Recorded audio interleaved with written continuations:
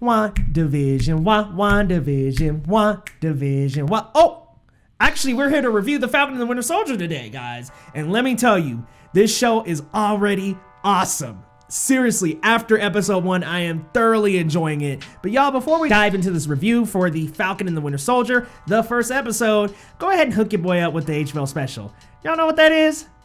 That's the Help a Brother Out special. Hit that subscribe button, ding that bell, and hit like on this video if you enjoy videos on the latest in movies, TV shows, with a sprinkle of anime and gaming. My name is Leo Rydell. This is Geekly Goods, and guys, I am here today to review The Falcon and the Winter Soldier, the first episode. So generally, I start out with what works. Now, what works for this TV show right off the bat is the action set pieces. The way Falcon uses those wings. I mean, seriously, Sam Wilson is an expert with the wings. The way he flies, the way he strategizes, especially with Red Wing, his small little Red Wing assistant that comes and detaches off of the wings and jetpack. It is just so incredible the way the wings look, the way the shots are shot. It just feels so high velocity, and we get this great action set piece from him in the beginning of this episode. And just like Marvel does so well, they set you up and really get you pumped up with a great action set piece in the beginning, and they do this so well. They did it in Civil War, they did it in just about every single Marvel movie, especially the ones involving Cap. They did it in Winter Soldier. They do it all the time, and it just pays off so well because it gets your adrenaline pumping, gets you ready for that action. And seriously, we haven't been in this mood since, gosh, Spider-Man Far From Home. WandaVision wasn't an action TV show, so this is very much a return to that action style that Marvel does so well, and it's executed perfectly here. And Bucky even has a little moment in this episode as well, but I don't want to dive too deep into that because I can't spoil. This is going to be spoiler free, so bear with me. Another thing that really works is the story and where Sam and Bucky are. Seriously, we're following right after Endgame. I don't want to say it's like a week after anything, but these are their adventures and where they end up after Endgame. The MCU does this so perfectly with these stories right after Endgame. They explore the trauma of the characters, and they do such a great job of showing us where they are mentally and peeling back the layers and really showing us who these characters are, who they've been, and this crazy journey they've been through in the Infinity Saga and the results thereafter. I mean, seriously, the Infinity Saga was full of a lot. Ultron, Thanos, we're not even counting people in the outer worlds that dealt with only Thor and only the Guardians of the Galaxy, like Hela. There is threat after threat after threat, guys. And the trauma that these characters faced and these people faced really does show well on screen. So I gotta give it to Marvel for just nailing it with that continuity. They do such a great job. And another thing that works really well in this episode is the pacing. You get an equal-ish, I would say about equal parts, Sam and Bucky, and it really bounces back and forth between their stories. And I like that we visit Sam, visit Bucky, and it's just blended so well that you're really attentive the entire time. I mean, we get to see some things from the past, we get to see some things in the present.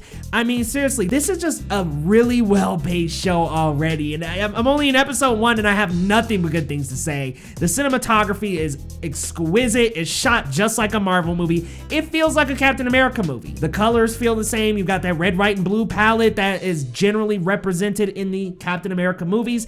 It just really translates well to these TV shows. Like, they did not drop in quality at all. When Kevin Feige promised these are gonna be like Marvel movies, he did not break that promise. Seriously, this feels like an MCU film. So this just looks great. It has great cinematography, great pacing, great just about everything. I mean, Anthony Mackie and Sebastian Stan, they're great with their roles. Like, these characters are just really well done.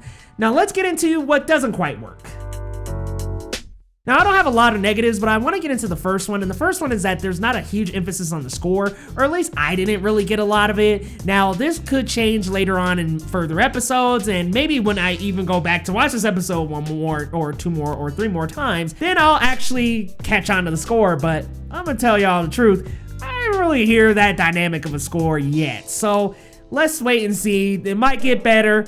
Maybe I'll even go back and watch this episode and be like, hey, I'm changing my mind. We'll go ahead and wait and see on that, but that's my first thing that doesn't quite work. And then another thing that doesn't work, I'm ready to see Sam be Cap. Like, I'm ready for him to be Cap, and I felt a little bit of leaning too much on support in this one. But again, it's only episode 1, so I can't rush it all. I do want to touch on one more thing that I thought really actually did work, and that was Sam and the Black experience. He's a Black character.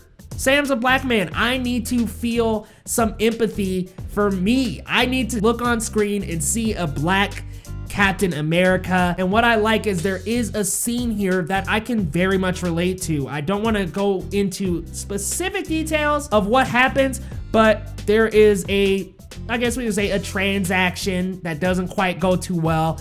And I will say it's something that I can relate to as a Black man in the Black community. It's one of the struggles that my community faces a lot. And I love just getting to see Sam in this light, because when we watched Captain America Civil War and Captain America the Winter Soldier, that was about Steve Rogers. We didn't get a lot of Sam Wilson. We didn't get a lot of his backstory, but I love that we're getting to explore that here, and we're getting to see him in his Blackness. So I love that, guys. I am very much looking forward to more of the series, to see more of that as well, and just to see some more of these other points, some more action set pieces. I mean, we're back in the MCU, y'all. We're back. It's about time. Like, get pumped, because I sure in the heck am, man. I mean, seriously, there is just so much good about this first episode, you all, but I'm curious to see more about the villains in this episode, and I really want to see more, just more action, y'all. We just got off of WandaVision, and I gotta admit, I was a little bit nervous